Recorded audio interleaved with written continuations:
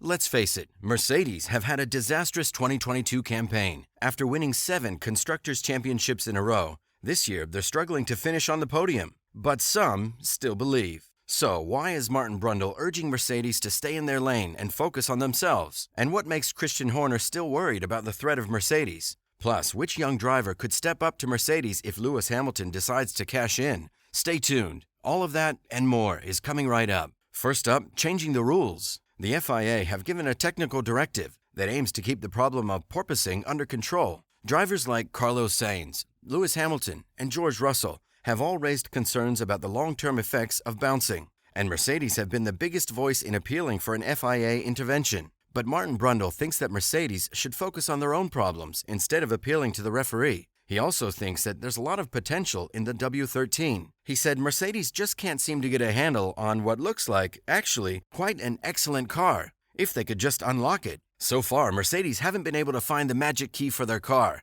and that could be why they're trying to encourage a regulation change. Red Bull boss Christian Horner even accused Lewis Hamilton of exaggerating his pain at the Azerbaijan Grand Prix to help push along a safety intervention. Hamilton was seen struggling to get out of the car, and after the race said that it was the worst pain he had ever experienced during a race. So the FIA responded. They announced that teams who are found to have excessive vertical acceleration will be instructed to raise their ride height. In other words, if there's too much bouncing, you'll have to push the car up. But after trying to get the FIA involved, this is not good news for Mercedes. Teams like Red Bull, who have porpoising under control, won't suffer any disadvantage. It will only be teams like Mercedes and possibly even Ferrari who could face penalties. Whoops, it looks like that one might have backfired for Mercedes.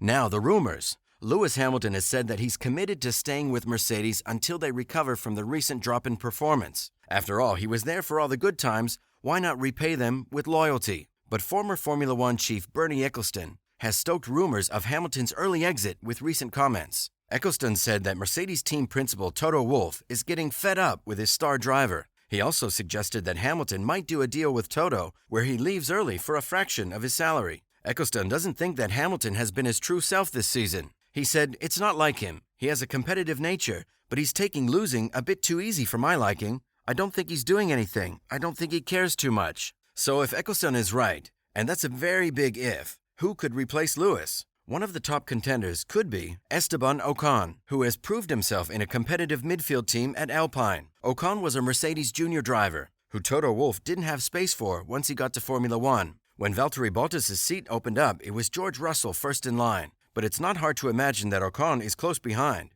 Another top contender would be Nick de Vries, who's a Formula E world champion for Mercedes. He is currently a reserve driver for the F1 team, and many in the paddock are keen to see just what he's capable of in an F1 car. It's still unlikely that Hamilton will leave Mercedes this year, but the way things are going, anything could happen. Up next, what's the warning that one anonymous Mercedes engineer has given about their team's car? And what has Ferrari got planned with the new upgrades? So don't go anywhere. Next, turning it around. If Mercedes are going to have any chance of winning the championship this year, then they have no time to waste. That's why Hamilton thinks that the time for big experiments is over. Throughout the first half of the year, it's been Hamilton who has played the role of the guinea pig for the team. Sometimes those upgrades and tweaks have worked out for him, like at the Canadian Grand Prix where he finished on the podium. But other times have been disastrous, like at the Emilia-Romagna Grand Prix when he failed to get his car into Q3 for the first time in almost 10 years. He tried his best to fight back, but finished outside of the points in P13.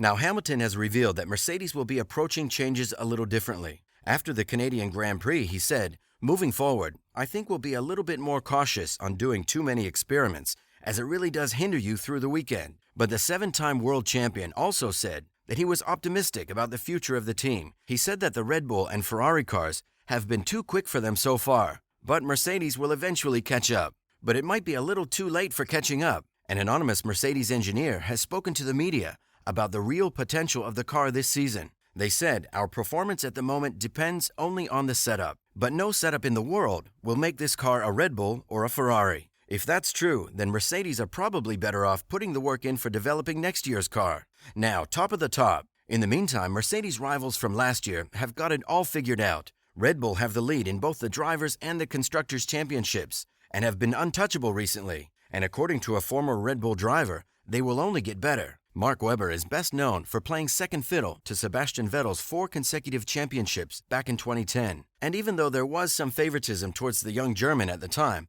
Webber is still a Red Bull man through and through. In fact, he said no to joining Ferrari because he was so loyal to the team. So it goes without saying that he's not exactly impartial, but it's still hard to deny the truth of his comments about this year's Red Bull car. He said Red Bull will continue to dominate this championship. They have a car that's very good on downforce levels, on all compounds of tire. The Red Bull can do everything. Webber is so confident in his former team that he thinks Max Verstappen might be crowned world champion with 3 races to go. He's speeding off into the distance with Ferrari further and further behind. Maybe that's why some people think that Ferrari's best option is to buy Max Verstappen. Dutch driver Tom Coronel thinks that Verstappen is worth all of Ferrari and could give them their best chance of a trophy. But with Verstappen under contract with Red Bull until 2028, with a salary of $50 million, it would take a lot of money to pull him away. Next, hold your horses. Before we get ahead of ourselves, Ferrari are by no means out of contention this year.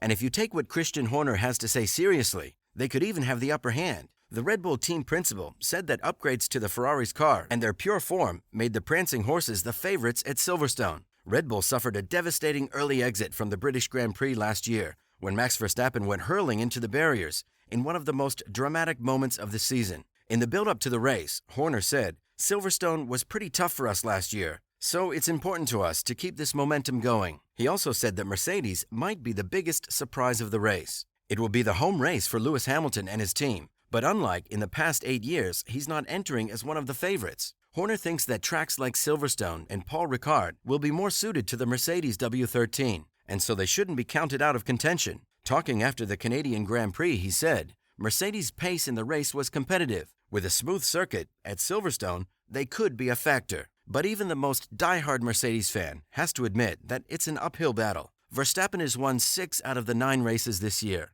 and has only been beaten when his car has failed. He's been virtually unstoppable, and not even Charles Leclerc seems to have an answer for him. Can anyone stop Max Verstappen this season? And are Mercedes still a factor in the championship? Let us know in the comments below. Thanks for watching, and we'll see you next time."